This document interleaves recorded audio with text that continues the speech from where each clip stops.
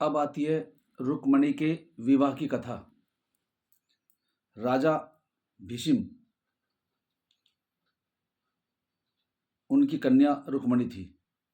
रुक्मणी जब विवाह योग्य हुई तो रुक्मणी के पिता चाहते थे कि मेरी कन्या का विवाह भगवान श्री ठाकुर जी के साथ हो। लेकिन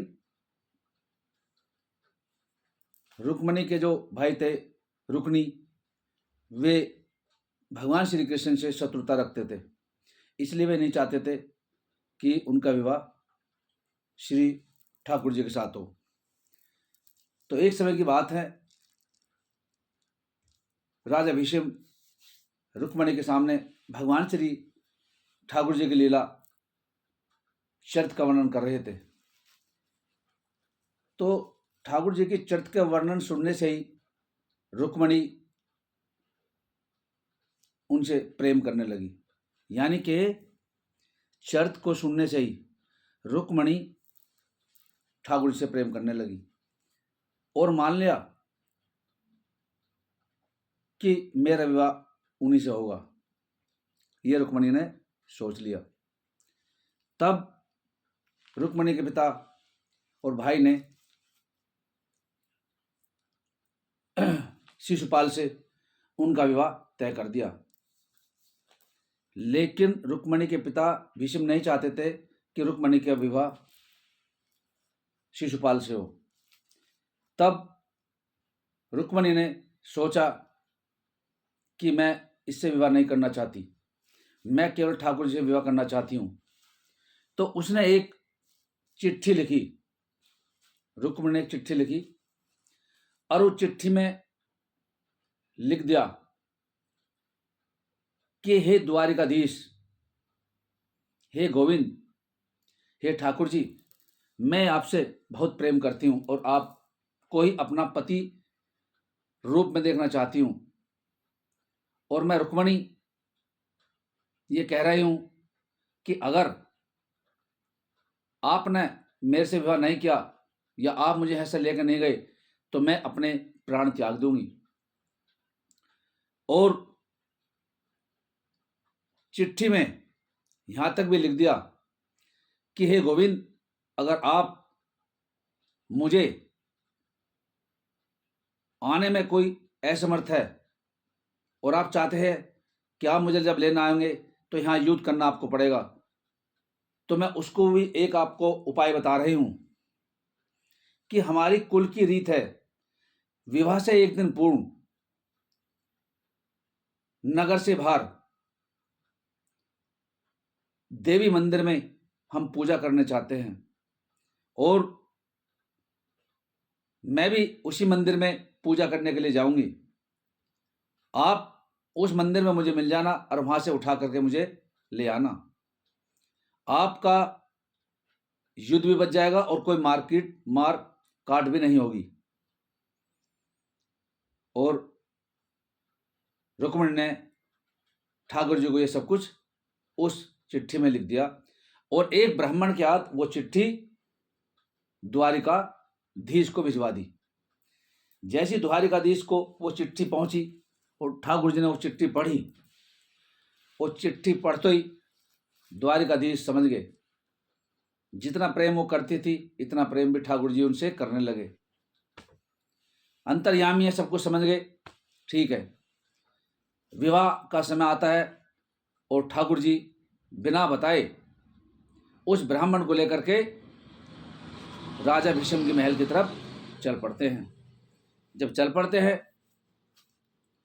तो महल के समीप पहुंचकर ब्राह्मण को कहते हैं कि ब्राह्मण जाओ और रुक्मणी से कह दो कि ठाकुर जी पधार गए हैं। वो सूचना रुक्मणी को ब्राह्मण दे देते हैं। रुक्मणी बड़ी प्रसन्न हुई। जब प्रसन्न हुई तो ठाकुर जी ने सोचा कि जब हम यहाँ तक आए गए हैं तो रुक्मणी के पिता भीष्म से भी मिलते चले।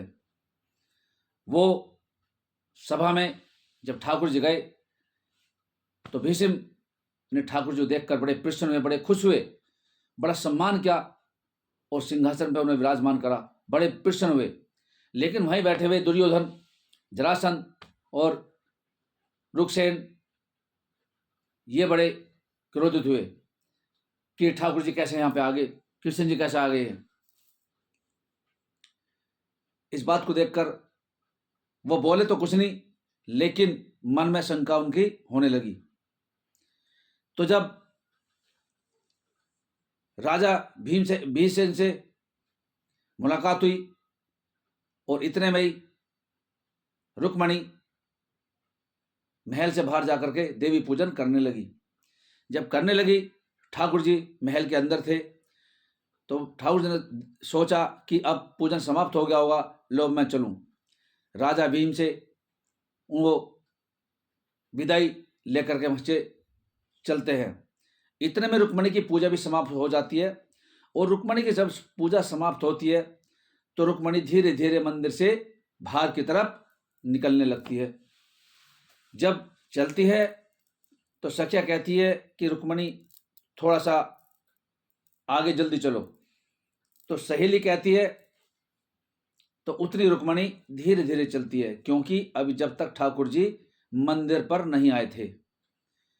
फिर और धीरे धीरे चलने लगी। धीरे धीरे चलने का मतलब यही था कि ठाकुर जी अभी तक मंदिर पे नहीं आए। जब पैर से नीचे उतरने लगी तो रुक्मणी को गड़गड़ाहट की आवाज सुनाई दी। गुड़ गुड़ गुड़ गुड़ गुड़ करते हुए घोड़े और धूल उड़ती हुई आ रहे थे। तो रुक्मणी समझ गए कि मेरे ठाकुर जी आ गए। और जैसे ही ठाकुर जी आते हैं तो रथ को उन्होंने मंदिर के पैड़ियों के समीप आकर के रोका।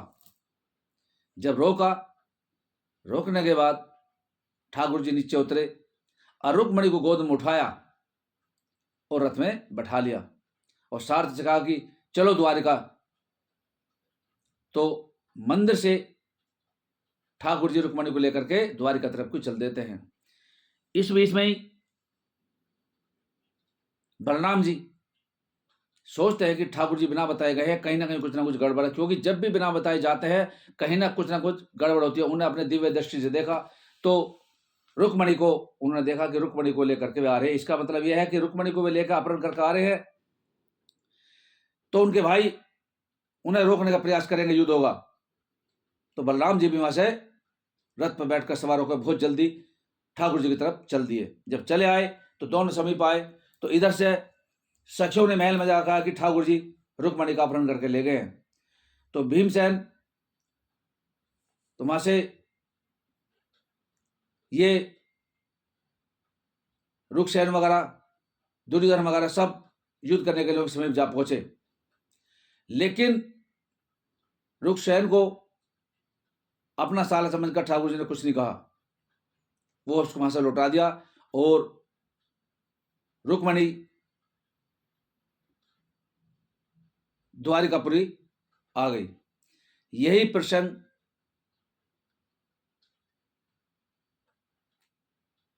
रुक्मणी के विवाह का था कि रुक्मणी का विवाह किस प्रकार से हुआ। कृष्ण लीला में शिशुपाल की पत्नी का हरण ठाकुर जी ने किया, और राम अवतार में श्री राम जी की पत्नी सीता जी का हरण रावण ने किया। दोनों ही विपरीत है। अब कथा आगे आती है। राम अवतार और कृष्ण अवतार में अंतर, उसकी कथा हम आपको श्रवण कराएंगे इस कथा के पश्चात।